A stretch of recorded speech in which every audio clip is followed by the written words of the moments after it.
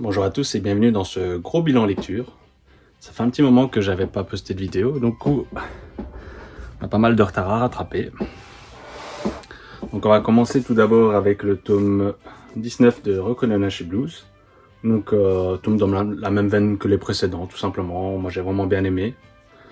En tout cas il est un peu plus concentré sur la boxe celui-là, mais bien sympa. Après il y avait eu un ou deux chapitres où concrètement qui servent à rien. Donc c'était juste des petites blagounettes ou je sais pas comment appeler ça exactement, mais voilà. Donc moi j'ai hâte d'avoir la suite tout simplement. Moi je lui mets un bon 15 sur 20 sur ce tome-là. Après nous avons le tome 30 de Hippo, donc en fait le tome 139. Donc tome toujours aussi excellent. Hein. Donc là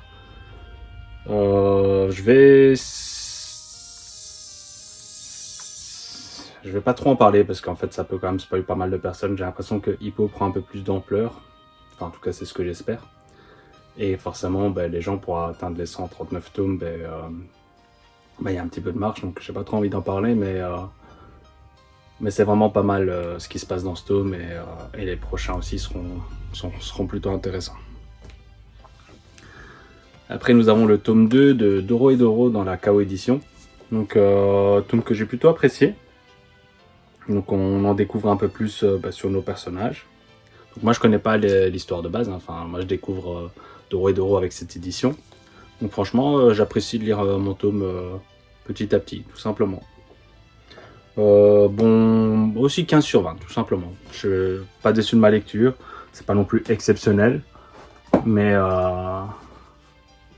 ça reste une très bonne histoire. Après nous avons le tome 3 de Boruto, tome plutôt intéressant. On apprend que Imawari, donc la sœur de Boruto, a en elle du chakra de Kubi. Donc on ne sait pas encore exactement pourquoi et comment, sachant ce qui s'est passé dans les tomes précédents de Boruto, mais j'ai hâte de découvrir la suite parce que franchement ça a l'air super intéressant. Après nous avons le tome 21 de The Fable, donc l'avant-dernier tome de la saison 1. Tome toujours assez intéressant, franchement. The Fable c'est excellent. Personnellement je suis pas mal surpris à chaque tome, là encore plus, donc j'ai vraiment hâte de découvrir la fin, et je pense que la fin du coup c'est pour fin septembre de mémoire. 16 sur 20. Et pour Boruto on va dire 15 hein, comme les autres tout simplement. Après nous avons le tome 16 de Windbreaker, donc tome plutôt bien. Franchement moi j'aime vraiment bien cette histoire. Il y en a, ils disent que ça fait gamin, d'autres qui disent que ça fait même pour les filles, etc. D'ailleurs, voilà, chacun son choix, son goût, etc. Moi, j'aime vraiment bien l'histoire. C'est un bon 15 sur 20. Vous pouvez voir, hein, quand j'aime bien un tome, généralement c'est 15. J'ai rarement plus haut, sauf si vraiment c'est un chef-d'œuvre. Mais voilà, comme ça vous avez une petite idée. Après, nous avons 3 tomes de Grand Blue, avec le tome 20, 21 et 22.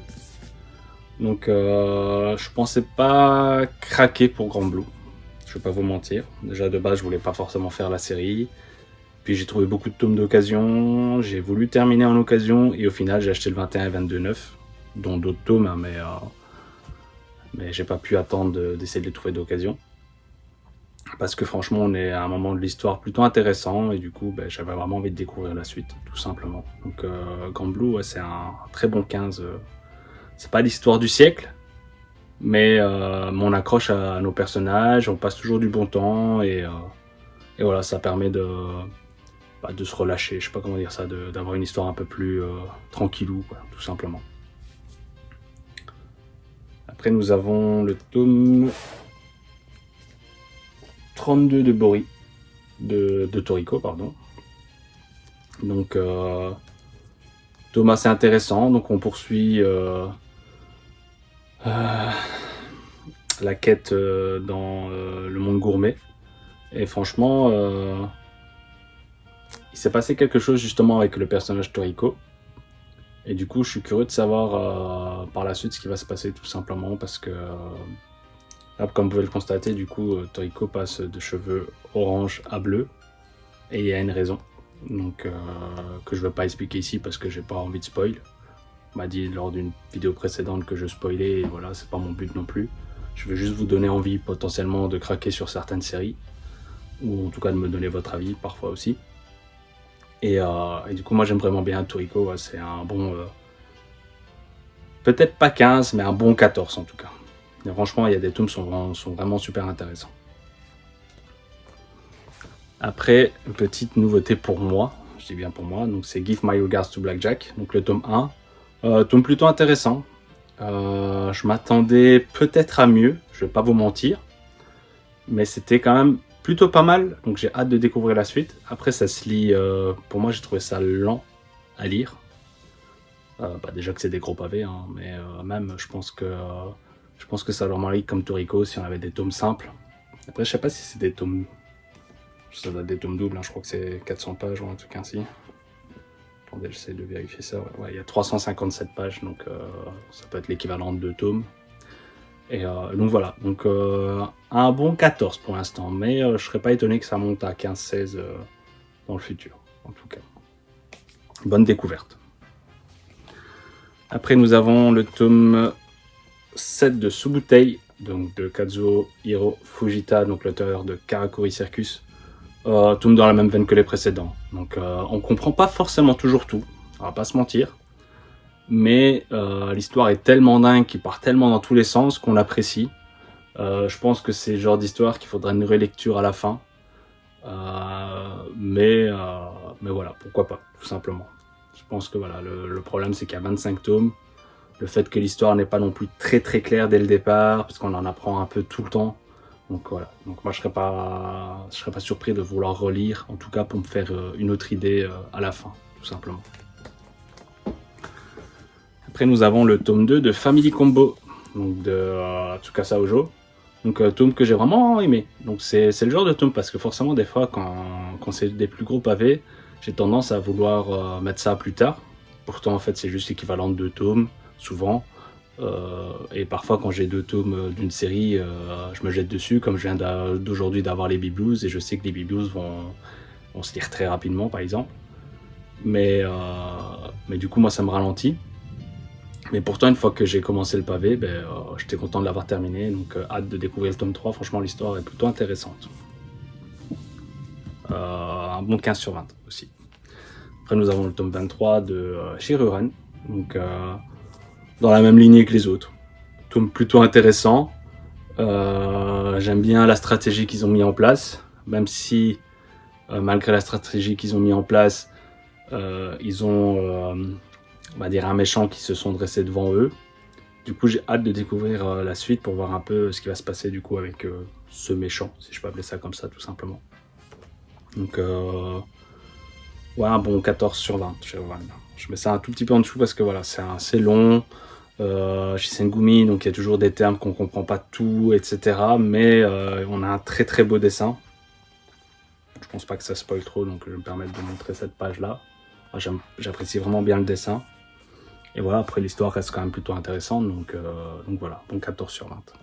Après nous avons le tome 2 de Rhapsody in Red, tome que j'ai vraiment bien aimé, moi je comprends pas pourquoi les gens en parlent pas. Après ça sort très lentement, c'est du Delcourt Tonkam, hein, on a l'habitude avec eux malheureusement. On attend toujours la suite de Mix, par exemple. Donc voilà, mais ouais, plutôt intéressant, moi j'ai vraiment bien aimé, je mettrais même un bon 16 sur 20 à cette histoire, donc, pour vous dire que je l'estime vraiment bien. Donc hâte de découvrir la suite, tout simplement.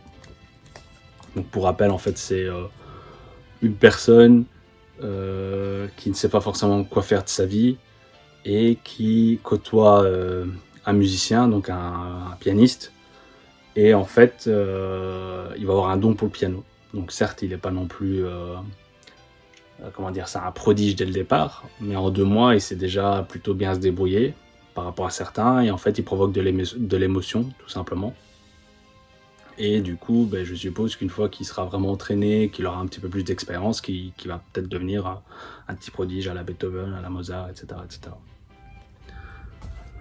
Et pour terminer ce bilan lecture, nous avons le tome 8 de Coq de Baston, donc de chez Mangetsu, tome plutôt intéressant. Donc on a un petit départ, j'en parlerai pas plus que ça, mais hâte de savoir ce que va faire l'auteur de la suite, tout simplement. Donc, Coq de Baston, j'irai un petit 14, quoi. C'est bien, mais voilà, ça reste du fun, ça reste du combat de poulet, quoi, tout simplement. Mais c'était sympa.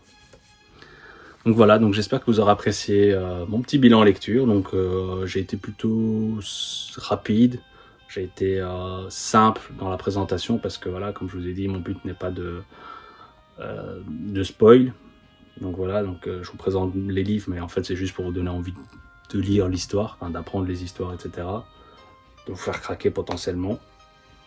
Maintenant voilà, je sais qu'on a tous certains budgets et d'autres un peu moins, mais après bon, il y a toujours moyen de se faire prêter les livres, ou potentiellement de les lire illégalement, ou d'aller sur certains sites où pour un certain budget, donc je crois Mangayo ou quoi que ce soit, ben, on a accès à plusieurs séries ou quoi. Donc voilà, moi je suis pas non plus super fan du comment on appelle ça du coup, de la lecture digitale, mais parfois je peux comprendre que l'on craque tout simplement parce que voilà, on n'a pas forcément autant de place, le budget limité, etc. etc. Donc voilà, donc vous n'hésitez pas à me dire ce que vous avez lu ce mois-ci, si on a des lectures en commun, en commune, pardon. Donc voilà, donc ça m'intéresse en tout cas et je vous dis à bientôt.